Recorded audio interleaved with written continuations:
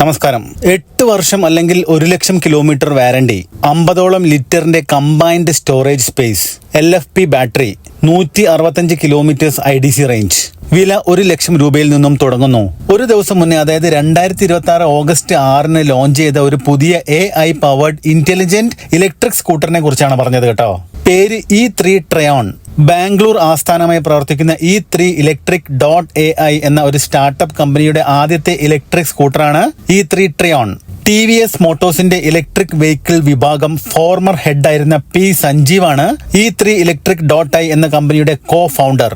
2024 ഇവർ ഈ കമ്പനിക്ക് തുടക്കമിടുന്നത്.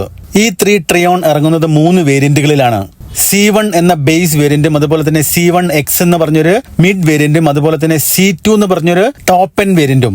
ട്രൈ ആക്സിസ് ഫ്രെയിം മൊഡ്യൂലാർ പ്ലാറ്റ്ഫോമിലാണ് ഇവർ ഈ വണ്ടി നിർമ്മിച്ചിരിക്കുന്നത്. അതേപോലെ PMS ഹബ് മോട്ടറാണ് ഇവർ ഈ വണ്ടിയിൽ ഉപയോഗിച്ചിരിക്കുന്നത്.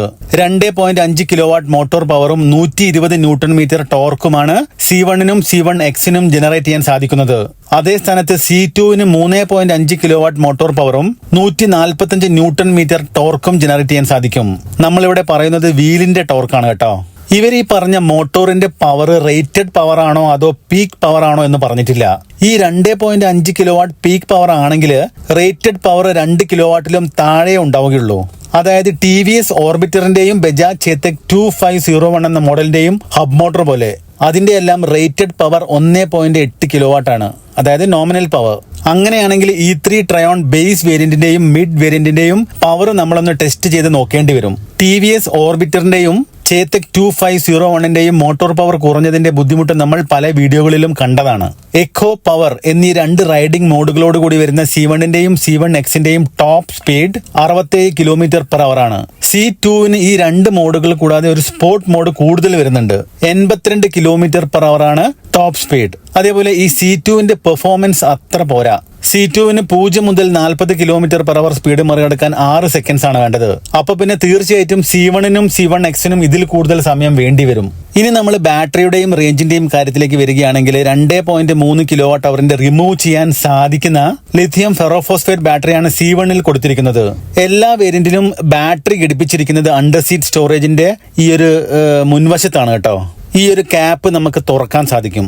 ഈ ഒരു ബേസ് വേരിയന്റിൽ ബാറ്ററി നമുക്ക് റിമൂവ് ചെയ്ത് വീട്ടിനകത്ത് വെച്ചും ഓഫീസിൽ വെച്ചും ചാർജ് ചെയ്യാമെന്ന് പറയുമ്പോഴും അതൊരിക്കലും റെക്കമെൻഡബിൾ അല്ല. കാരണം അതിൽ ഒരുപാട് റിസ്ക് ഉണ്ട്, നമുക്ക് അറിയാവുന്നതാണ്. വണ്ടിയിൽ വെച്ച് തന്നെ ചാർജ് ചെയ്യുന്നതാണ് ഏറ്റവും നല്ലത്. അതിനുവേണ്ടി വണ്ടിയുടെ പിറകിൽ ചാർജിംഗ് പോർട്ട് കൊടുത്തിട്ടുണ്ട്. C1Xലും C2ലും 3 കിലോവാട്ട് അവറിന്റെ ലിഥിയം ഫെറോഫോസ്ഫേറ്റ് ബാറ്ററിയാണ് ഉപയോഗിച്ചിരിക്കുന്നത്. ഇത് പക്ഷേ നമുക്ക് റിമൂവ് ചെയ്യാൻ സാധിക്കില്ല, ഫിക്സ്ഡ് ആണ്. E3 ട്രയോൺ C1ന്റെ ബാറ്ററി ഒരു തവണ ഫുൾ ചാർജ് ചെയ്താൽ 108 കിലോമീറ്റർ IDC റേഞ്ചാണ് കമ്പനി വാഗ്ദാനം ചെയ്യുന്നത്. ട്രൂ റേഞ്ച് ഏകദേശം ഒരു 70 കിലോമീറ്റർ നമുക്ക് പ്രതീക്ഷിക്കാം. അതേപോലെ C1Xന്റെ 3 കിലോവാട്ട് അവർ ബാറ്ററി ഒരു തവണ ഫുൾ ചാർജ് ചെയ്താൽ 165 കിലോമീറ്റർ IDC റേഞ്ചാണ് കമ്പനി പറയുന്നത്. ട്രൂ റേഞ്ച് ഏകദേശം ഒരു 110 കിലോമീറ്ററിനടുത്ത് നമുക്ക് പ്രതീക്ഷിക്കാം. C2വിനും 3 കിലോവാട്ട് അവർ ലിഥിയം ഫെറോഫോസ്ഫേറ്റ് ബാറ്ററി ആണെങ്കിലും IDC റേഞ്ച് 128 കിലോമീറ്റർ ആണ് കമ്പനി അവകാശപ്പെടുന്നത്. ട്രൂ റേഞ്ച് ഒരു 90 കിലോമീറ്റർ നമുക്ക് പ്രതീക്ഷിക്കാം.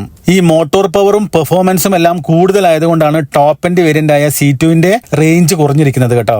ഓക്കെ, ഇനി നമ്മൾ ഈ ബാറ്ററിയുടെ ചാർജിംഗ് ടൈമിന്റെ കാര്യത്തിലേക്ക് വരികയാണെങ്കിൽ കമ്പനി വണ്ടിയുടെ കൂടെ തരുന്ന 750 വാട്ട്സിന്റെ ചാർജറിൽ 0 മുതൽ 80% ചാർജ് ചെയ്യാൻ C1ന് വേണ്ടത് 2.5 മണിക്കൂറാണ്. അതേ സ്ഥാനത്ത് C1Xനും C2നും വേണ്ടത് 3.5 മണിക്കൂറാണ്. ഒരുപക്ഷെ ഈ വണ്ടികളുടെ വില കൂടാതിരിക്കാൻ വേണ്ടിയായിരിക്കണം ഡിസ്ക് ബ്രേക്കുകൾ നൽകാതിരുന്നത്. മുന്നിലും പിന്നിലും ഡ്രം ബ്രേക്കുകളാണ് കൊടുത്തിരിക്കുന്നത്.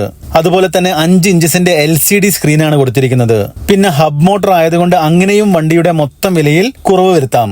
14 ഇഞ്ചസിന്റെ വീലുകളാണ് മുന്നിലും പിന്നിലും കൊടുത്തിരിക്കുന്നത്.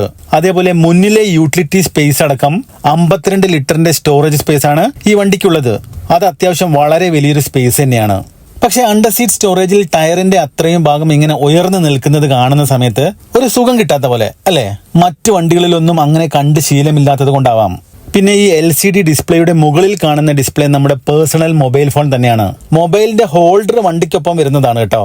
അങ്ങനെ ഒരു കണക്റ്റഡ് ഫീച്ചേഴ്സ് കൂടി കമ്പനി നൽകിയിട്ടുണ്ട്. നമ്മളെ സ്മാർട്ട് ഫോണിന്റെ ക്യാമറ ഡാഷ് ക്യാമറ ആയിട്ട് ഉപയോഗിക്കാം. SOSും നൽകിയിട്ടുണ്ട്. Accident, breakdown, medical crisis എന്നിവയ്ക്കൊക്കെ എമർജൻസി കോളായിട്ട് നമുക്ക് SOS ഉപയോഗിക്കാം. പിന്നെ ഇവരിത് India's first AI powered intelligent scooter എന്നാണ് പറയുന്നത്.